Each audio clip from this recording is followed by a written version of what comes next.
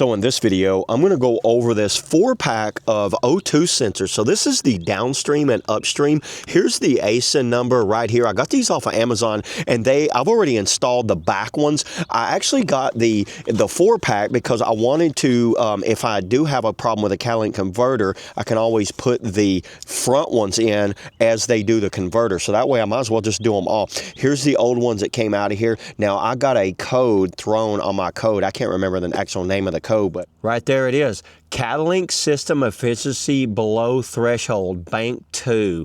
Solution. I have a P0430 code, and it's basically either an O2 sensor or a catalytic converter. And the O2 sensors that I have here were exactly like the other ones. The code has not came back, by the way. I've already reset it and it's not came back. Let me show you the Upstream ones. So these are the Upstream ones. They come on these little covers right here. They are identical to the ones we have. Actually, let me go ahead and try to show you guys. I don't know how well you can see it up in there, but there's where the catalytic converter is, and the O2 sensor on this side. So there's two sides. Usually the bank 2, I think, is the driver's side. Bank 1, I think, is the passenger side. Now, this is something I recommend for anyone. This is a very affordable item. I love how affordable these were because I went and priced them somewhere else and they were super expensive. Basically, the cost of one of these things was this whole box right here.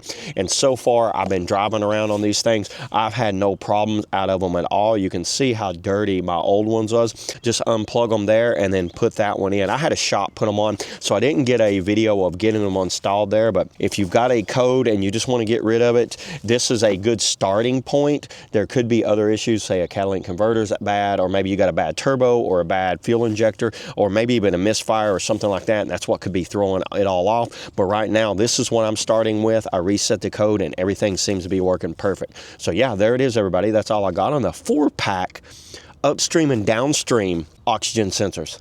See you on the next video.